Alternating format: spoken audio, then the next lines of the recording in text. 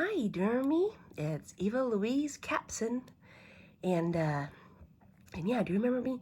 That that guy that I know, that Holly guy. He's still around, and he really wants me to marry him. Actually, so that's what it's come to.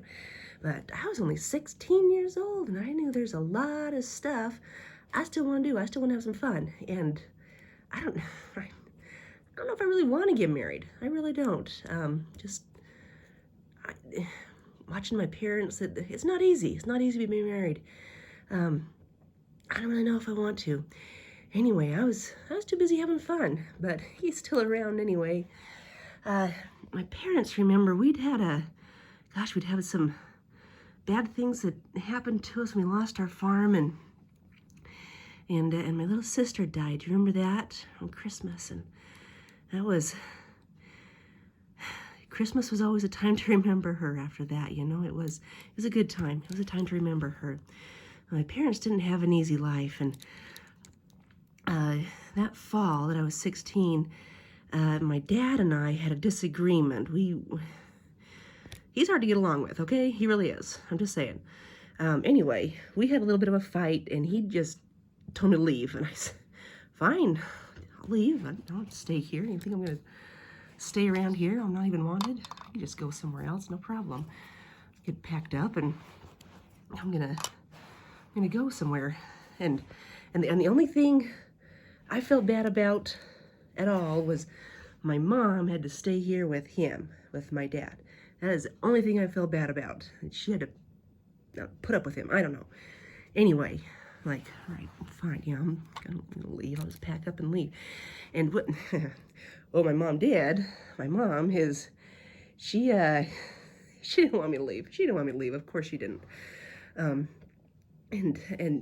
so she went and talked to Holly, and Holly didn't want me to leave.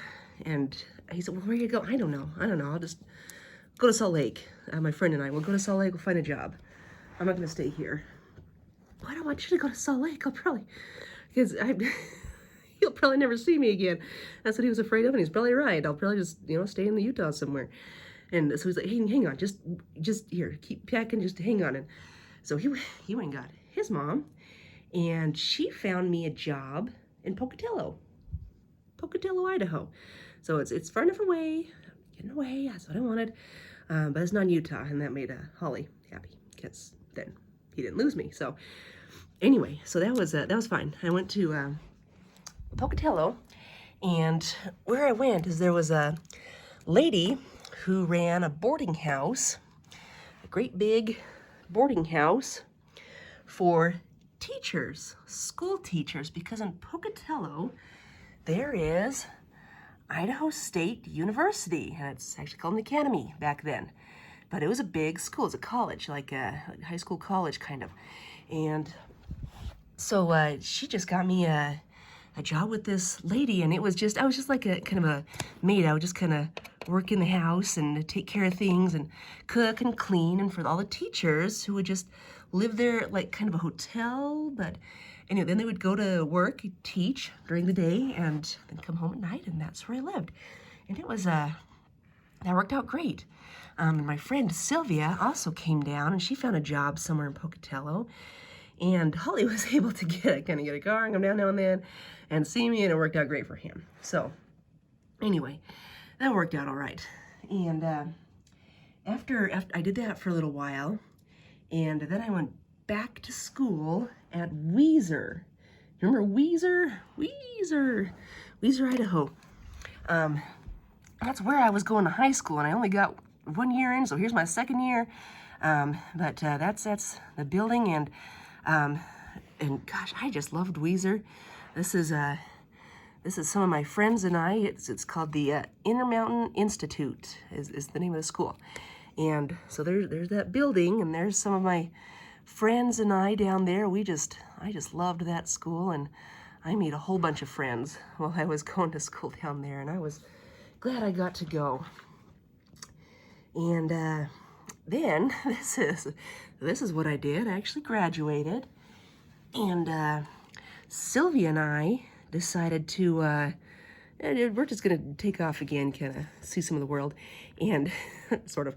So we went to a little tiny town in Nevada, and we hitchhiked. And we did not tell my parents we did that, you know, my mom or anything. And we got down to Nevada, where my sister Lena lives, and her family. And we just stayed down there for a few weeks. And she had us do some jobs for her, and her husband did, and some of my brothers were down there also, and just working in the mining in Cherry Creek, Nevada. It's a little tiny town. And we just stayed down there for 3 weeks, and then we decided, well, let's go back to Blackfoot again. And so we hitchhiked back home. This hitchhiking is not a good idea, just so you know. But it was the 30s. We were all right. So we got as far as Salt Lake, you know, from Nevada, and there were some boys who had a car, had things, and they said they'd give us a ride. They're going to Washington State, and so they said they'd give us a ride, and they said, you know, we're only, as far as Pocatello, we gotta go over to Washington, but look, you cook us breakfast in the morning, and we'll drive you up to Blackfoot. And we said, okay, yeah, sounds good. So we got to Blackfoot about midnight, and it's middle of the night, we gotta be quiet. We come in, and and we kind of tell them, okay, we'll tell them where my house is, Eva, but you gotta be quiet. So we had them pull over to the side of the road in front of the house, and they shined their lights on the house so they could see what house it is when they come back in the morning. And we got out of the car, and we're like, thanks for the ride, that was great. And that was a nice trip to Nevada. Didn't cost us a thing. Well, this is what we did. After they left for the night, because they had a place to stay for the night, they left for the night, and this is the wrong house. We didn't tell them that. We sneaked up the road and went to my actual house, and we never told the boys anything, and we never saw them again. But we totally tricked them, because, I mean, we're not going to have them over for breakfast and have my parents ask us we were hitchhiking to Nevada. I don't think so, no. Anyway, so that was, but we made some money, and we came home with more money than we left with, because the transportation didn't cost us a thing. Cha-ching. Anyway, that was kind of fun to go to Nevada. There was so after we got back from Nevada, working down there, we didn't tell anybody,